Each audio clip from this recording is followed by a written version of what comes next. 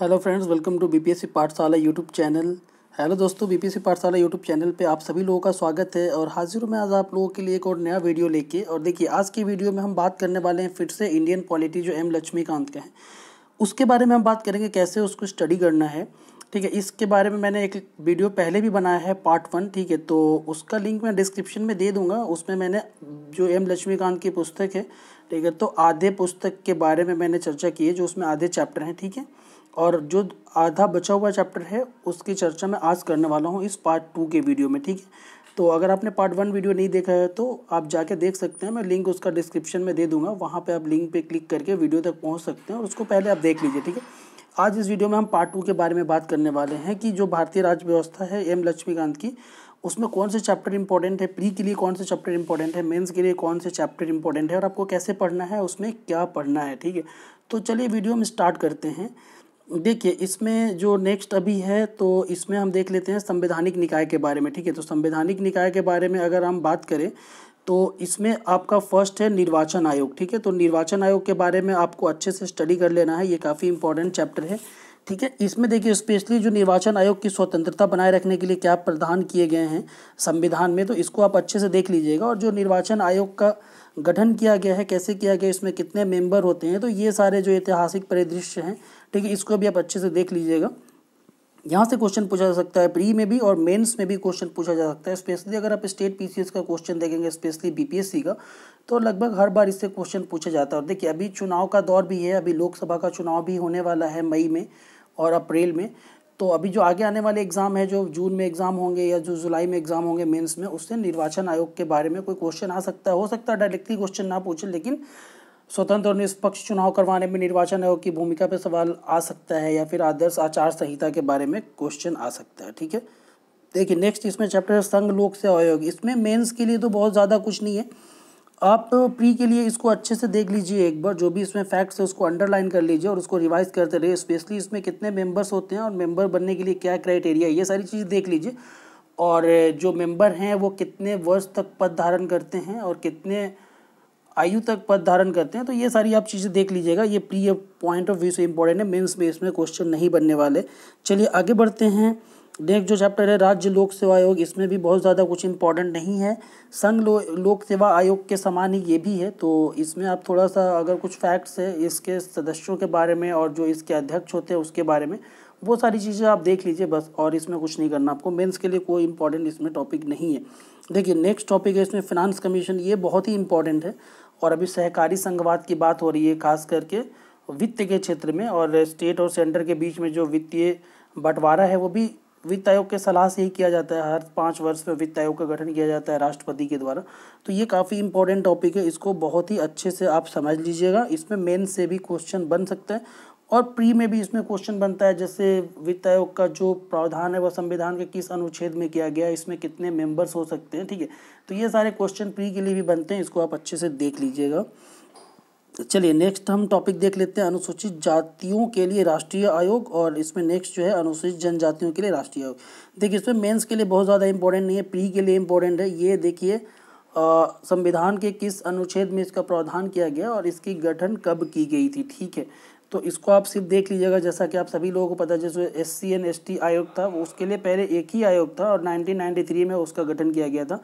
बाद में जो ST के लिए है राष्ट्रीय आयोग, जिसको अनुसूचित जनजाति राष्ट्रीय आयोग बोलते हैं, उसको अलग कर दिया गया 2004 में और एक अलग आयोग बना दिया गया। तो ये सारी जो चीज़ें हैं, फैक्ट्स हैं, इसको आप अपने बुक में अंडरलाइन कर लीजिए, इसको रिवाइज करते रहिए। और प्री पॉइंट ऑफ व्यू से ये इंपॉर्टेंट है, यहाँ से क्वेश्चन बन सकता है।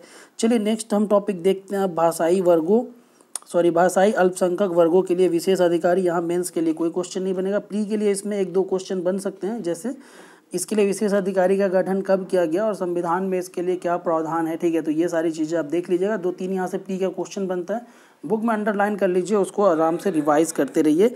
नेक्स्ट देखिए चैप्टर है आपका CAG। देखिए बहुत ही इंपॉर्टेंट है, प्री के लिए भी और मेंस के लिए भी इंपॉर्टेंट हो जाता है। ठीक है, स्पेशली CAG की जो स्वतंत्रता है उसको सुनिश्चित करने के लिए क्या संवैधानिक प्रावधान किए गए हैं, इसकी कर्तव्य और शक्तियाँ क्या क्या हैं, और जो भारत का जो वित्तीय व्यवस्था है उसका यह संरक्षक किस प्रकार से है। तो यहाँ से मेंस के भी क्वेश्चन बन सकते हैं। तो जो CAG वाला चैप्टर है इसको थोड़ा आप अच्छे से कर लीजिएगा। चलिए अब आगे बढ़ते हैं हम नेक्स्ट, भारत का महान्यायवादी। ये बहुत ज़्यादा इंपॉर्टेंट नहीं है मेंस के लिए, प्री के लिए इंपॉर्टेंट है। आप संवैधानिक प्रावधान देख लीजिए जिसमें महान्यायवादी के बारे में बताया गया है, ठीक है।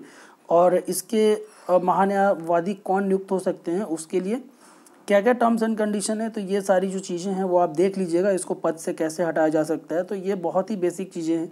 आप एक दो बार उसको पढ़ लीजिए चैप्टर को, अगर कुछ इंपॉर्टेंट ये सारी चीज़ें मिलती हैं आप उसको अंडरलाइन कर लीजिए, 3-4 बार आप रिवाइज कीजिए, आपके दिमाग में चीज़ें सेट हो जाएंगी, ठीक है। चलिए, राज्य के महाधिवक्ता भी बहुत ज़्यादा इंपॉर्टेंट नहीं है, जो संवैधानिक प्रावधान है ये देख लीजिएगा। अगर आप स्टेट पीसीएस देने जाएंगे तो हो सकता है वहाँ पे इससे क्वेश्चन पूछा जाए, प्री में मेंस में इससे कोई बहुत ज़्यादा क्वेश्चन नहीं बनने वाला है। चलिए नेक्स्ट चैप्टर की बात करते हैं, गैर संवैधानिक निकाय, ठीक है। ये आपका भाग 8 में है। तो देखिए वीडियो पूरा अंत तक देखते रहिए। वीडियो के अंत में मैं फिर से आपको बताऊंगा कि आपको रिवाइज कैसे करना है इसको और कैसे स्टडी करना है लक्ष्मीकांत को, क्योंकि आपने देखा होगा काफ़ी मोटी सी किताब है और काफ़ी सारे स्टूडेंट है बुक देख के ही घबराते हैं। उनको लगता है मैं इतनी सारी चीज़ें, इतने सारे इसमें फैक्ट्स दिए गए हैं, इतने सारे पेज है इस बुक में, उसको कैसे मैं कंप्लीट कर सकता हूँ। तो मैं उसकी स्ट्रेटजी आपको बताऊंगा, रणनीति भी बताऊंगा आपको कैसे करना है वो काम, कैसे रिवाइज करना है, कैसे आपको बुक्स को छोटे छोटे पार्ट में बांट देना है। जैसे कि यहाँ पे खुद ही बुक्स को बांटा गया, आप देख सकते हैं, जैसे पार्ट 1 पार्ट 2, इस तरह से अभी हम भाग 8 पार्ट 8 के बारे में देख रहे हैं। तो ऐसे जैसे बुक्स को बांटा गया वैसे बांट के आप कैसे अध्ययन कर सकते हैं, तो वीडियो के अंत में हम इस बारे में बात कर लेंगे, ठीक है। देखिए अभी योजना आयोग के बारे में आप लोग पढ़ लीजिएगा। आप लोगों को पता होगा अभी योजना आयोग को समाप्त कर दिया गया और इसके स्थान पे जब से केंद्र में नई सरकार आई थी नरेंद्र मोदी की, तो उन्होंने योजना आयोग के स्थान पे नीति आयोग का गठन किया था, ठीक है। But still exam point of view से इंपॉर्टेंट है, स्पेशली प्री के लिए। अभी भी प्री में इससे क्वेश्चन पूछा जाता है, तो आप इसको देख लीजिएगा, ठीक है, पढ़ लीजिएगा। राष्ट्रीय विकास परिषद भी इक्वली इंपॉर्टेंट है, ठीक है। राष्ट्रीय मानवाधिकार आयोग भी आप थोड़ा सा देख लीजिएगा, इससे क्वेश्चन बहुत ज़्यादा तो नहीं बनने वाला है, बट कई बार प्री में क्वेश्चन पूछा जा सकता है कि राष्ट्रीय मानवाधिकार आयोग का गठन कब हुआ था, तो डेट वगैरह आप याद कर लीजिएगा। कोई बहुत ज़्यादा इसमें आपको एफर्ट लगाने की ज़रूरत नहीं। देखिए एक काम आपको और करना है, अभी जो इससे हम पहले वाला चैप्टर देख रहे थे उसमें हम संवैधानिक निकाय देख रहे थे, ठीक है। यहाँ पे जो हम चैप्टर्स देख रहे हैं सारे भाग 8 में, ये सारे गैर संवैधानिक निकाय है। तो कई बार क्वेश्चन एग्जाम में ऐसे भी पूछा जा सकता है, आपको क्वेश्चन में पूछा जाएगा इनमें कौन सा संवैधानिक निकाय है, 4 निकाय का या 4 आयोग का नाम दे दिया जाएगा और उसमें से एक कोई संवैधानिक निकाय होगा, उसको आपको अलग करना होगा, वही आपका आंसर होगा, ठीक है। इसी तरीके से गैर संवैधानिक निकाय से भी क्वेश्चन पूछा जा सकता है, इनमें से कौन सा गैर संवैधानिक निकाय है, उसमें योजना आयोग, राष्ट्रीय विकास परिषद, तो ऐसे ऑप्शन दिया रहेगा, उसमें से आपको चूज करना है। तो ये सारी चीज़ें आप बहुत ही बेसिक है, इसको आप याद कर लीजिए अच्छे से कि कौन से जो आयोग हैं, ठीक है, उनका संविधान में स्पष्ट रूप से उल्लेख किया गया है और इसीलिए वो संवैधानिक आयोग हैं, और कौन से जो आयोग हैं वो गैर संवैधानिक आयोग या निकाय हैं। जैसे आप योजना आयोग देख लीजिए, राष्ट्रीय विकास परिषद देख लीजिए, राष्ट्रीय मानवाधिकार आयोग देख लीजिए, ये सब गैर संवैधानिक निकाय हैं। तो ये भी आपको ध्यान रखना है, क्वेश्चन यहाँ से पूछा जा सकता है। चलिए अब नेक्स्ट देखते हैं राज्य मानवाधिकार आयोग, तो ये भी देख लीजिएगा, प्री के लिए यहाँ से क्वेश्चन बन सकता है, बट बहुत ज़्यादा इसमें डीप जाने की ज़रूरत बिल्कुल भी नहीं है, मेंस में इससे क्वेश्चन नहीं पूछा जाएगा, ठीक है। बहुत बुनियादी बातें जो इसमें हैं प्री के लिए, उसको आप देख लीजिए। और स्पेशली थोड़ा सा आप अगर मेंस के लिए और भी डीप पढ़ना चाहते हैं, अगर आपको लगता है कि नहीं मैं और भी अच्छी तैयारी करूं, तो आप इसका मेन ये जो फंक्शन है कार्य आयोग के, ठीक है, तो ये कार्य आप देख लीजिएगा, ठीक है, क्योंकि कई बार इसका फंक्शन पूछा जा सकता है कि जो राष्ट्रीय मानवाधिकार आयोग है या राज्य मानवाधिकार आयोग है, ये देश में या राज्य में मानवाधिकारों के संरक्षण के लिए किस प्रकार प्रयासरत है या किस प्रकार से कार्य करता है, तो इस तरह से क्वेश्चन पूछा जा सकता है, ठीक है। तो इस पॉइंट ऑफ व्यू से भी आप पढ़ सकते हैं। नेक्स्ट हम चैप्टर देख लेते हैं केंद्रीय सूचना आयोग। इसमें बहुत ज़्यादा इंपॉर्टेंट कुछ नहीं है, संरचना देख लीजिएगा और इसके अध्यक्ष का चुनाव कैसे होता है, इसमें कितने मेंबर होते हैं, उनके क्या टर्म्स एंड कंडीशन है सर्विस के, वो सारी चीज़ें देख लीजिएगा प्री के लिए। इसी तरह से राज्य सूचना आयोग में भी आप प्री पॉइंट ऑफ व्यू से ही देख लीजिएगा, इसमें भी बहुत ज़्यादा एफर्ट लगाने की ज़रूरत आपको नहीं है। चलिए नेक्स्ट हम देख लेते हैं केंद्रीय सतर्कता आयोग। देखिए ये बहुत ही इंपॉर्टेंट है प्री के लिए, ठीक है। और जिस तरह से अभी भ्रष्टाचार की घटनाएं हो रही है देश में और पूरा का पूरा जो सरकारी सिस्टम है, सरकारी डिपार्टमेंट है, वो सारे भ्रष्टाचार से गंभीर रूप से पीड़ित है। तो इस परिस्थिति में सतर्कता आयोग जो है उसका कार्य काफ़ी बढ़ जाता है और उसका रोल काफ़ी वाइटल हो जाता है। तो सतर्कता आयोग आप देख लीजिएगा। ये प्री में भी आपसे क्वेश्चन पूछा जा सकता है कि कौन सी कमेटी थी जिसके अनुशंसा के आधार पर केंद्रीय सतर्कता आयोग का गठन किया गया था, कब गठन किया गया था, इसके जो अध्यक्ष होते हैं वो कौन होते हैं, उनके क्या पावर्स वगैरह हैं। तो ये इंपॉर्टेंट चैप्टर है, ठीक है, इसको आप अच्छे से कर लीजिएगा, ठीक है। केंद्रीय अन्वेषण ब्यूरो भी इंपॉर्टेंट है प्री पॉइंट ऑफ व्यू से, तो इसमें प्री के लिए देख लीजिएगा इसको, कब इसका एस्टेब्लिशमेंट हुआ है, कैसे एस्टेब्लिशमेंट हुआ है, ये सारी चीज़ें आप पढ़ लीजिएगा। चलिए नेक्स्ट हम चैप्टर बात करते हैं लोकपाल एवं लोक आयोग। देखिए अभी लोकपाल मेंस के लिए बहुत ही इम्पोर्टेंट है, क्योंकि आपको अभी पता होगा सरकार ने 1-1.5 महीने पहले देश के जो पहले लोकपाल थे उनकी नियुक्ति की है, ठीक है, और अभी फुल्ली फंक्शनल हो गया है लोकपाल, उसने कार्य करना प्रारंभ कर दिया है, ठीक है। तो लोकपाल बहुत अच्छे से आप कर लीजिएगा कवर, लोकपाल का गठन कैसे किया गया है, इसके अध्यक्ष कौन होते हैं, इसमें कितने मेंबर होते हैं और इनके क्या क्या शक्तियाँ हैं, किन लोगों की जाँच कर सकता है, किन लोगों के खिलाफ भ्रष्टाचार के मामले लोकपाल के समक्ष दर्ज कराए जा सकते हैं। तो ये सारी चीज़ें बहुत ही अच्छे से आपको करना है, ये बहुत ही आपके लिए इम्पोर्टेंट है, ठीक है, तो ये ध्यान रखना आपको। चलिए आगे बढ़ते हैं हम अब। देखिए अन्य संवैधानिक आयाम, ये एक और चैप्टर है, सहकारी समितियों के बारे में बात की गई है। देखिए इसमें प्री के लिए इम्पोर्टेंट है, कई बार पूछा जा सकता है कि संविधान के किस संशोधन में जो सहकारी समितियां उनको संविधान में शामिल किया गया है। तो ये 97 संविधान संशोधन है, यहाँ पे आप देख सकते हैं। तो ऐसे प्री के लिए इम्पोर्टेंट है। राजभाषा का भी क्वेश्चन देखिए इम्पोर्टेंट है प्री के लिए, तो इसको भी आप अच्छे से देख लीजिएगा, ठीक है। हिंदी जो अपना राजभाषा है भारत का, तो उसको संविधान के किस अनुच्छेद में राजभाषा का दर्जा दिया गया है, और भाषा के संबंध में और कौन कौन से प्रावधान है, जैसे राजभाषा आयोग है, ठीक है, और संसद में राजभाषा समिति है। तो ये सारी चीज़ें देख लीजिएगा आप, लक्ष्मीकांत पे तो बहुत अच्छे से इसको कवर किया है। इम्पॉर्टेंट है ये, आपको एक बेहतर समझ हो जाएगी जो देश में भाषा है, कैसे भाषाई विविधता है, और ठीक है संविधान में उसके लिए क्या प्रावधान किए गए हैं भाषाओं के संरक्षण के लिए, ठीक है, और भाषाओं के विविधता को बचाए रखने के लिए। तो इस चैप्टर को आप पढ़ लीजिएगा अच्छे से। चलिए आगे बढ़ते हैं अब हम। लोक सेवाएँ, देखिए लोक सेवाएँ बहुत ज़्यादा इम्पोर्टेंट नहीं है, बट स्टिल एक बार आप रीडिंग मार लीजिएगा, इसमें आपको यूपीएससी वगैरह के बारे में भी मिल जाएगा, ठीक है। अधिकरण में भी प्री से क्वेश्चन पूछा जा सकता है, इसको बाद में संविधान में शामिल किया गया है, ठीक है। तो ये देख लीजिएगा कौन कौन से उसमें अनुच्छेद है, जैसे आर्टिकल 323A एंड 323B, ये दोनों अधिकरण से संबंधित है। तो ये प्री में क्वेश्चन आ सकता है, इसको भी आप देख लीजिएगा। प्री के लिए मेन्स में बहुत ज़्यादा इंपॉर्टेंट नहीं है। सरकार के अधिकार एवं दायित्व, ये बहुत ज़्यादा इंपॉर्टेंट नहीं है, कोई इसको आप स्किप कर सकते हैं, ठीक है। चलिए आगे बढ़ते हैं हम। हिंदी भाषा में संविधान का जो प्राधिकृत पार्ट है, तो ये भी बहुत ज़्यादा इंपॉर्टेंट नहीं है, इसको स्किप कर दीजिए। देखिए ये जो 63 है, ये दिस इज़ वेरी इंपॉर्टेंट, इसको बहुत अच्छे से आप कवर कीजिए। यहाँ से प्री के लिए भी आपका क्वेश्चन बनेगा और मेंस के लिए भी क्वेश्चन बनेगा। प्री में जो भी SC ST के आरक्षण के प्रावधान किए गए हैं विधानसभा में और लोकसभा में, ठीक है, तो वो कौन सा अनुच्छेद में, ये सारे प्री में क्वेश्चन आ जाते हैं कई बार। और स्पेशली देखिए संविधान में कई बार ऐसे मेंस में क्वेश्चन आ जाता है कि जो अनुसूचित जाति के लोग या अनुसूचित जनजाति के लोग हैं, इनके विकास के लिए संविधान में किस प्रकार के प्रयास किए गए हैं, ठीक है। तो यहाँ पे जो भी अनुच्छेद लिखे गए हैं, संवैधानिक अनुच्छेद इस चैप्टर में, इसको कोट करके आप अपना आंसर लिख सकते हैं। तो ये मेंस के लिए भी बहुत ज़्यादा इंपॉर्टेंट है, ठीक है। ये आप देख लीजिएगा, इसमें SC ST वगैरह के बारे में है, भाषाई अल्पसंख्यक वर्ग के जो लोग हैं उनके बारे में है। तो इस चैप्टर को आपको बहुत ही अच्छे से कवर करना है। चलिए अब आगे बढ़ते हैं हम। देखिए राजनीतिक गतिशीलता, ये मेंस के लिए बहुत ही ज़्यादा इंपॉर्टेंट चैप्टर है। इसमें जितने भी टॉपिक इन्होंने कवर किए हैं, सारे के सारे टॉपिक मेंस के लिए बहुत ज़्यादा इंपॉर्टेंट है, ठीक है। तो इसको मेंस के लिए बहुत अच्छे से कवर करना है। जो पूरा ये आपका भाग 10 है, ठीक है, जिसमें राजनीतिक गतिशीलता के अंतर्गत अलग अलग चैप्टर डाले गए हैं, इसको बहुत ही अच्छे से कवर करना है। देखिए ये आपने जो भी पॉलिटी में अभी तक लक्ष्मीकांत में पढ़ा है, पीछे के जो भी मैंने आपको चैप्टर्स बताए हैं, उसका वास्तव में एप्लीकेशन इन्हीं चैप्टर्स में आपको देखने के लिए मिलेगा। आप देखेंगे चैप्टर तो आपको पता चलेगा कि कैसे ये पूरा का पूरा चैप्टर एप्लीकेशन बेस्ड है, ठीक है। तो इसीलिए इसको बहुत अच्छे से आप कवर कीजिए, प्री पॉइंट ऑफ व्यू से और मेन्स पॉइंट ऑफ व्यू से। इसका फर्स्ट चैप्टर है राजनीतिक दलों के बारे में। तो देखिए राजनीतिक दलों की जो व्यवस्था है भारत में, इसको देख लीजिए, इनकी क्या क्या विशेषताएं हैं, ठीक है। तो ये सारी चीज़ें देख लीजिए, कितने प्रकार के दल होते हैं। जैसे इसमें आपको आधारभूत समझ भी हो जाएगा कि लेफ्ट जो पार्टीज़ हैं वो कौन सी होती हैं, सेंट्रल जो पार्टी हैं, केंद्रीय पार्टी जिसको हम बोलते हैं, वो भारत में कौन कौन सी पार्टियां हैं, और जो राइट विंग वाली जो पार्टियां हैं वो कौन सी पार्टियां हैं, कैसे इसका डिवीज़न किया जाता है, बहुत अच्छे से एक्सप्लेन किया गया है। ये चैप्टर बहुत अच्छे से करना आपको। और स्पेशली मेंस के लिए क्वेश्चन बन सकता है कि जो भारत में राजनीतिक दल हैं उनकी क्या क्या विशेषताएं हैं, तो ये मेंस का क्वेश्चन बन सकता है। साथ में देखिए राष्ट्रीय दलों और राज्य स्तरीय दलों के लिए मान्यता के लिए कौन कौन से शर्त हैं, तो ये सारा इसमें कवर किया गया, इसको अच्छे से आप कर लीजिएगा। नेक्स्ट चैप्टर देखते हैं निर्वाचन। देखिए निर्वाचन पहले भी आपने एक चैप्टर देखा था, तो उसमें हमने निर्वाचन आयोग के बारे में स्पेशली देखा था, उसके क्या फंक्शन है, क्या रोल है।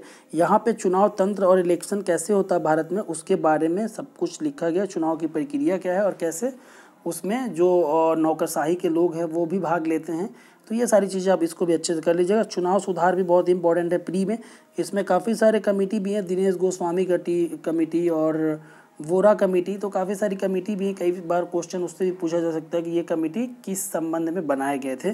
तो चुनाव सुधार वाला भी चैप्टर बहुत अच्छे से आप देख लीजिएगा, प्री के लिए तो बहुत ही इंपॉर्टेंट है और मेंस के लिए भी इंपॉर्टेंट है। कई बार पूछा जा सकता है आपसे कि भारत में चुनाव सुधार के संबंध में क्या क्या प्रयास किए गए हैं, तो आप बता सकते हैं। इस चैप्टर में आपको काफ़ी सारी चीज़ें मिलेगी, कैसे ईवीएम का प्रयोग किया गया है, ठीक है, और कैसे जो प्रतिनियुक्ति पे बुलाया जाता है चुनाव आयोग में जो भी केंद्र सरकार और राज्य सरकार के अधिकारी हैं, तो ये काफ़ी सारी चीज़ें हुई हैं।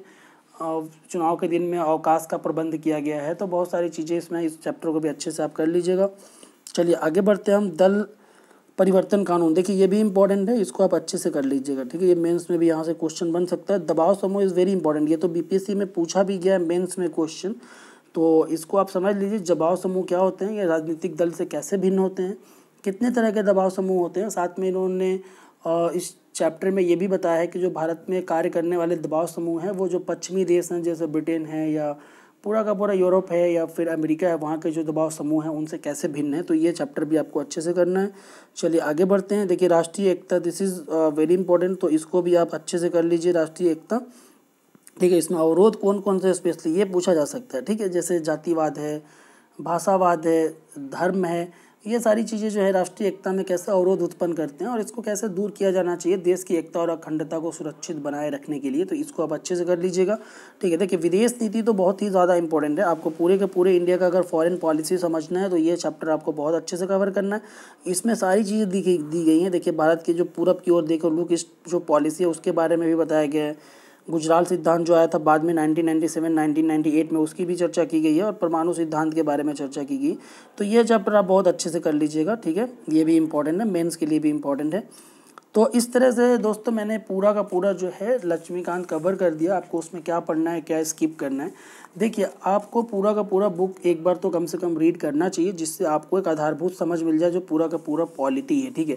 आगे आपको क्या करना है, जैसे बुक को आप देख सकते हैं सेक्शन वाइज डिवाइड किया गया है, सेक्शन 1, सेक्शन 2, सेक्शन 3, इस तरह से जो सेक्शन बने हुए हैं, तो आप सेक्शन वाइज रिवाइज कीजिए। पहले एक बार पूरा का पूरा बुक स्टडी कर लीजिए, उसके बाद मान लीजिए आपको रिवाइज करना है तो एक दिन आप उठा लीजिए जो भी उसमें संवैधानिक निकाय हैं, आप देख सकते हैं पूरे के पूरे संवैधानिक निकाय को एक भाग में डाला गया है, ठीक है।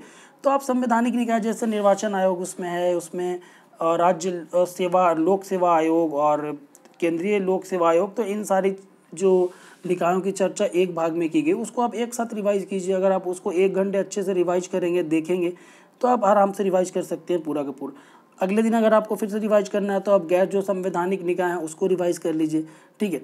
फिर से अगर आपको रिवीजन करना है तो आप एक दिन जो राज्य की सरकार की प्रणाली है जिसमें पूरा आपको मुख्यमंत्री पढ़ना है, राज्य मंत्री परिषद है, राज्य के राज्यपाल हैं, ठीक है, जो राज्य की विधायिका की इकाई है, विधानसभा, विधान परिषद, विधानमंडल वगैरह, उसको आप एक दिन रिवाइज कर लीजिए, ठीक है। इसी तरह से केंद्रीय सरकार की जो प्रणाली है उसको आप एक दिन रिवाइज कीजिए। तो ऐसे करके जिस तरह से बुक को सेक्शन वाइज दिया गया है उसी क्रम में आप रिवीजन करते रहिए। पूरे बुक को एक बार ज़रूर पढ़ लीजिए। अगर आप सेक्शन वाइज करके बुक का स्टडी करेंगे आपको कोई प्रॉब्लम नहीं होने वाला है, आप बहुत ही आसानी से रिवाइज कर सकते हैं। और देखिए आपको लक्ष्मीकांत बिल्कुल पढ़ना चाहिए, यही एक ऐसा टॉपिक है अगर आपने लक्ष्मीकांत पे अच्छे से कमांड कर लिया तो पॉलिटी में आपका क्वेश्चन गलत होने का चांसेस बहुत कम होगा। अगर आप यूपीएससी की भी तैयारी करते हैं तब भी कोई प्रॉब्लम नहीं है। अगर आप लक्ष्मीकांत पे कमांड करके एग्जाम हॉल में जाते हैं तो आई गारंटी हूँ अगर 20 क्वेश्चन पूछे जाते हैं तो आप 17-18 तो 100% करेक्ट करके आएंगे, ठीक है। बाकी किसी सब्जेक्ट में इस प्रकार की गारंटी करना बहुत मुश्किल है। करेंट अफेयर्स में भी आप ऐसे नहीं करके आ सकते हैं। हिस्ट्री का आप सिलेबस देखते हैं कितना ज़्यादा वास्ट है और कितने सारे क्वेश्चन उसमें बन सकते हैं, ठीक है। और हिस्ट्री का ऑलमोस्ट क्वेश्चन कई बार गलत भी हो जाता है। इसी तरह से ज्योग्राफी भी बहुत ज़्यादा फैक्ट बेस्ड है, उसमें भी चीज़ों को, तथ्यों को याद करना और एग्ज़ाम हॉल में जाना कि ये क्वेश्चन आएगा प्रेडिक्ट करना बहुत ही मुश्किल होता है। लेकिन पॉलिटी में देखिए, पॉलिटी को आप सबसे मजबूत हथियार बनाइए एग्ज़ाम के लिए। आपकी प्रिपरेशन पॉलिटी में इस स्तर की होनी चाहिए कि बिल्कुल गलती होने की संभावना ना हो एग्ज़ाम में, और ये आप कर सकते हैं। देखिए इंटरेस्टिंग भी है पूरा का पूरा। अगर आप इंडियन पॉलिटी देखेंगे, पॉलिटिकल सिस्टम देखेंगे, कॉन्स्टिट्यूशन देखेंगे, this is also very interesting, क्योंकि डे टू डे लाइफ में वो सारी चीज़ें आप देखते हैं। आप देखते हैं संसद में बहस होता है, संसद में, विधायिका में, ठीक है, सॉरी, विधेयक पास किए जाते हैं। आप राज्य का पूरा फंक्शन देखते हैं, राज्यपाल का आप रोल देखते हैं, चीफ मिनिस्टर के बारे में आप बात करते हैं। अब सुप्रीम कोर्ट, हाई कोर्ट के बारे में बात करते हैं तो डे टू डे लाइफ में ये जो पॉलिटिकल सिस्टम है ये सारी चीज़ें चलती रहती हैं, इसीलिए इसको पढ़ना कोई बहुत ज़्यादा मुश्किल काम नहीं है और इंटरेस्टिंग भी है। इस पर आप कमांड बनाइए, ठीक है, और एग्ज़ाम में इससे अच्छे मार्क्स स्कोर करने की कोशिश कीजिए आप, ठीक है दोस्तों। चलिए, तो और भी मैं जो बुक्स हैं उसके बारे में भी मैं वीडियो लेके आऊँगा और आपको बताऊँगा उसमें क्या पढ़ना है, आपको कैसे पढ़ना है। वीडियो के बारे में अगर कोई भी डाउट हो तो प्लीज़ कमेंट कीजिए आप मुझे। आप कमेंट में मेरे से कुछ भी पूछ सकते हैं, मैं कोशिश करूँगा, अगर मुझे जहाँ तक पता होगा मैं आपके कमेंट का रिप्लाई करूँगा, मैं आपको गाइड करूँगा, ठीक है। जहाँ जो बातें मुझे नहीं पता होगी या जिस चीज़ों के बारे में मुझे डाउट होगा तो मैं उसके बारे में आपको नहीं बताने वाला हूँ, मैं आपको कन्फ्यूज़ नहीं करना चाहता, बट जो चीज़ें मुझे आएंगी जिसके बारे में मुझे पता रहेगा मैं आपको गाइड करूँगा। तो चलिए, अगर आप मेरे चैनल पे नए हैं, फर्स्ट टाइम देख रहे हैं वीडियो को, तो चैनल को सब्सक्राइब कर लीजिए। मैं ऐसे आपके लिए अच्छे अच्छे वीडियो लाता रहूँगा। वीडियो अगर अच्छा लग रहा है आपको तो वीडियो को लाइक कर दीजिए, अपने दोस्तों के साथ शेयर भी कीजिए। और इसी के साथ मैं आज का ये वीडियो समाप्त करता हूँ। वीडियो देखने के लिए धन्यवाद, थैंक यू।